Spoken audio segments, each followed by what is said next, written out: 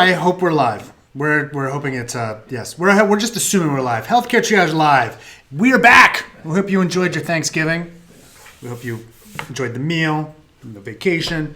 We enjoyed our sort of little bit of time off, but now here we are back at it. And since we're starting late, let's just go right into it. No, I won't. First, you got to go to all our usual stuff. You got to go to the.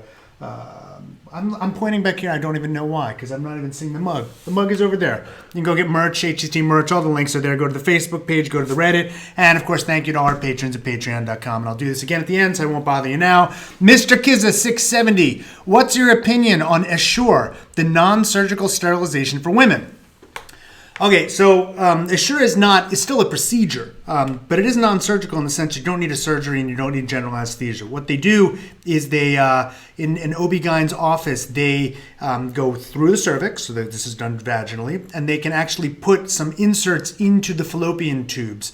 They cause scar tissue and some inflammation, which is supposed to close off your fallopian tubes and lead to sterilization. Now, for women who want, permanent birth control or, want the tubes tied or anything else, it's a way to do it without surgery, which sounds great. But the problem is there's been a lot of complaints recently that there have been real side effects or problems or real issues or a failure rate. And so I believe the FDA is actually considering new guidance in early next year. But at the moment, it's still FDA approved, but it is somewhat controversial and people are getting upset about it. If you're asking for my personal opinion, I'm not sure that I have one. I don't know enough about it. I'm not an OB-GYN. I'm not immersed in the research. I sort of know the story, and since it hasn't come up for us personally in the Carroll household, I haven't really waded into it. But that's the issue. It's really still up for review. It's not quite clear whether the FDA is going to change the risk balances or what's going on, but it is somewhat controversial at this moment. Flipvisor asks, what research is there on effectiveness of immunotherapy for environmental allergies? Do you have any interesting findings? So immunotherapy meaning sort of like we give people, shots or sometimes, liquid by mouth or something else to try to build up immunity to environmental allergies. There is evidence, I believe, that this works, but it doesn't work great in the sense that the number needed to treat, I'm sure, is pretty high. In the sense that the amount of reduction that you get is not as great as some people would hope. But for some people, I think they do find great deals of relief. I don't actually know the statistics to quote them off the top of my head. This is a good thing we might actually want to do in a future episode, because talking about environmental allergies and how you might overcome them is probably a decent idea. Environmental allergies are pretty common. Being allergic to things in the environment, be it grass, be it things like hay fever, be it pollen, be it dust dander, be it things like that. So they're common. There's some ways to get over them. Sometimes people find relief even just with anti-allergy medication, things like Claritin or I can't pull these out of my head for the moment. Allegra, fexofenadine, which is the other name for that. And so some people have that. Some people go all the way to the immunotherapy if they're pretty severe. So, but you should talk to your allergist.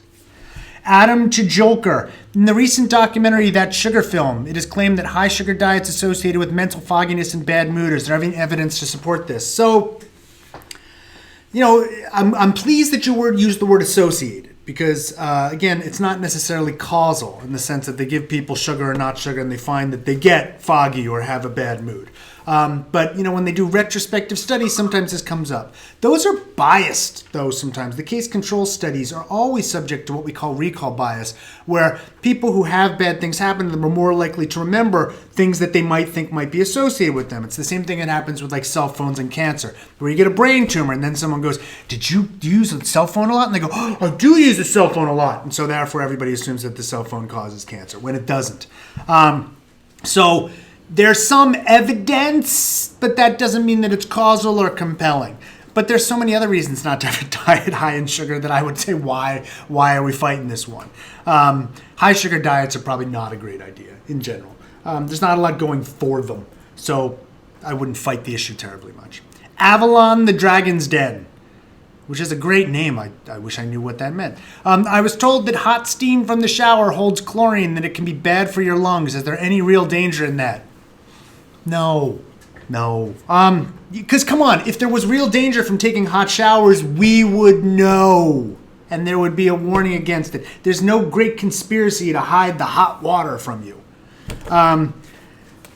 This is one of those where I bet you'll probably find some I bet, and I bet you could find some study where they measure the chlorine level in some way and they find a statistically significant difference, but it's not clinically meaningful and it'll turn out not to be the type of chlorine that's chlorine gas that'll actually kill you. Then it's all this other stuff, and it's the same kind of stuff they do with fluoride. You should go watch our fluoride episode to see what I mean. But there's no studies that I am aware of that show actual health outcomes being negatively associated with taking hot showers. And can I just say how pleased I am that your patronage at patreon.com allowed us to get this nice mic, which isn't attached to the desk, so that when I hit the desk like this, which I do all the time, it's not bothering you and you're not screaming at me. Next question. Pico Kalin, what does the research say about third-hand smoke? While not a smoker myself, I've known smokers who may have been told they must quit smoking altogether in order to hold and interact with a newborn baby. All right, smoking is smoking. We got that. Secondhand smoke is when I smoke and I breathe and you breathe in my smoke. Third-hand smoke is when I smoke, I leave, the smoke dissipates, but all the crap that's left in the room is still somehow getting to you. That's the third-hand smoke. There's a growing concern that this is a thing, like secondhand smoke is a thing, that it could be dangerous and it could be bad for you. And so the way, of course, to get around this is to not smoke in places you might hold a baby. Or also like to not smoke and then use the clothes and be around children. So the way to avoid it is but this is stuff we already told parents. I mean, as a pediatrician, I'm telling you, we say, look, if you gotta smoke, go do it outside and then change your clothes when you're around kids. Because that's how you get rid of the secondhand smoke, breathing in it, and the third-hand smoke. So that's the advice we were already giving. If you want it totally, so, having it trapped in the clothes, if you're pushing newborn babies, they're breathing in the smoke that's right on it, that's probably not great. But the idea that I smoke in a room and then there's residue on the walls and then just being in the room is going to give me problems, that's a little bit more tenuous as a theory. That doesn't mean it's not true, because they could prove it someday, but it is just not something I think that has been proven yet. Of course, not smoking was good for everybody. And if you gotta smoke, it's still the same rules. Go do it outside, away from other people, and theoretically you should change your clothes and everything else before you hold babies and do stuff. That's probably what's best for them. But having said that, it's I don't do rigorous checks before I let people around my kids to see if they have smoked. To be honest with you, my kids are already pretty aggressive in calling out anytime they smell cigarette smoke anyway, so it's unlikely they would ever be around third-hand smoking.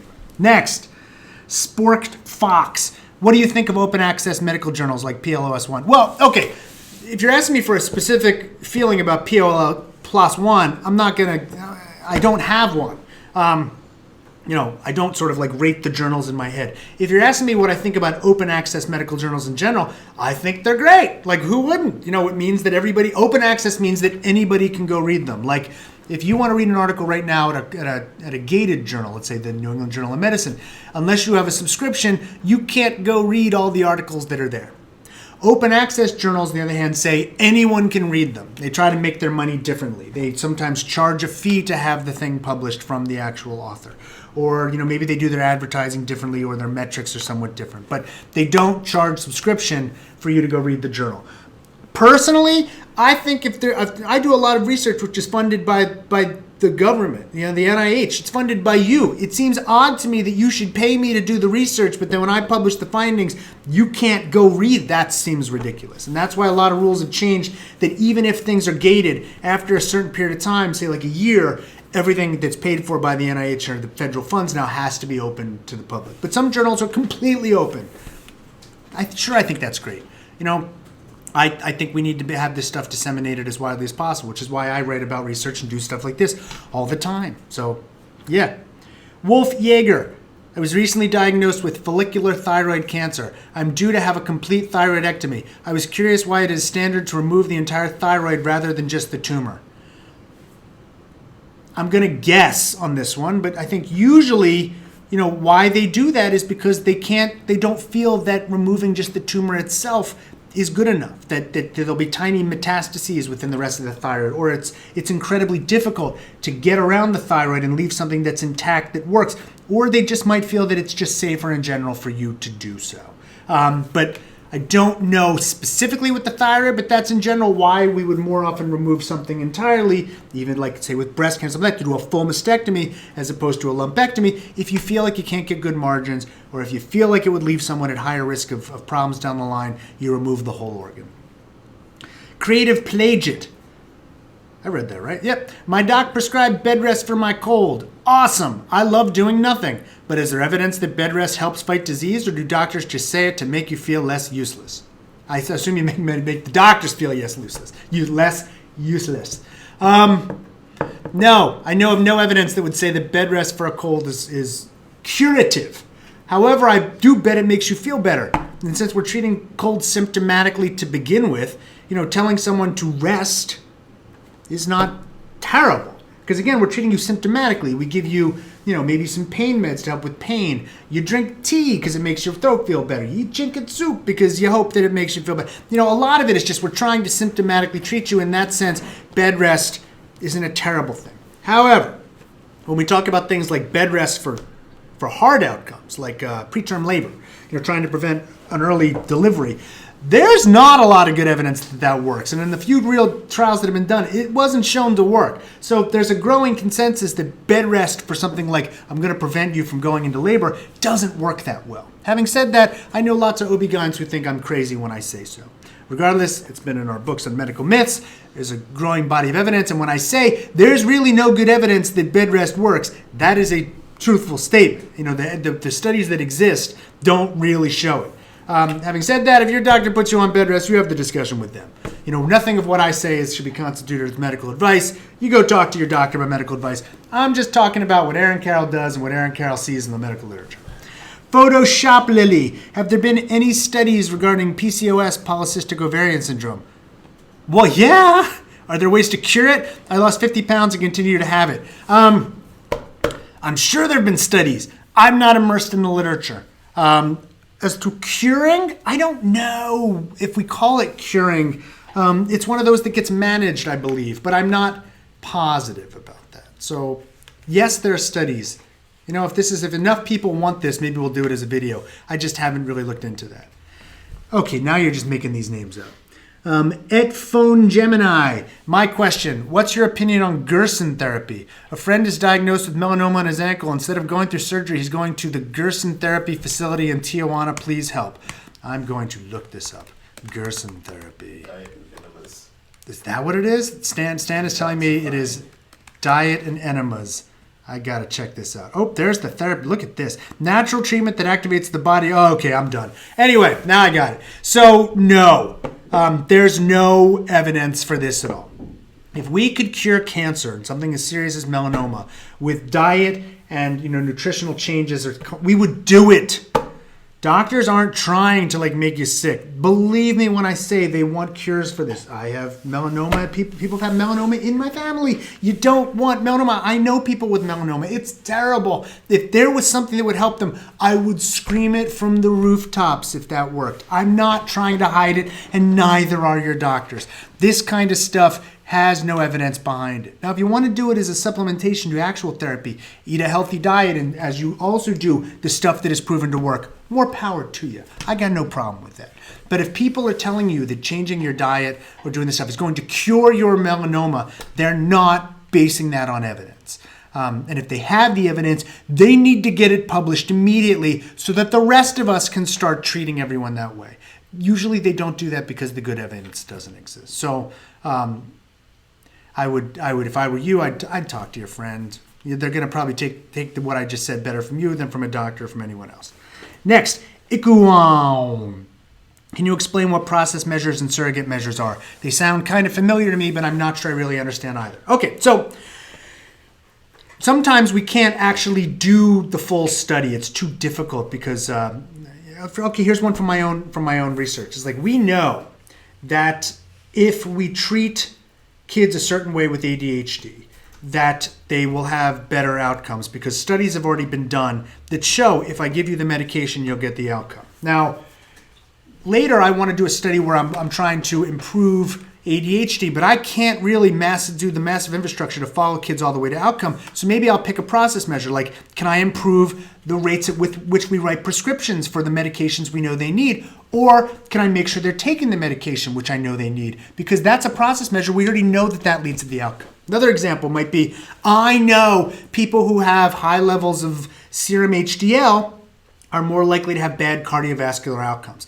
Following them all the way to heart attack or death makes the study decades long sometimes and like millions and millions of dollars. It's much easier, however, to follow their cholesterol levels. That would be a process measure, or that would be a surrogate outcome where we say we're going to measure how this drug affects their cholesterol level because we know their cholesterol level, if we lower it, leads to a better outcome. So sometimes people will do that. So, not going for that, but looking at a laboratory value or something else that might change or some intermediate outcome that we know is related to that. That's what we talk about when we say those things.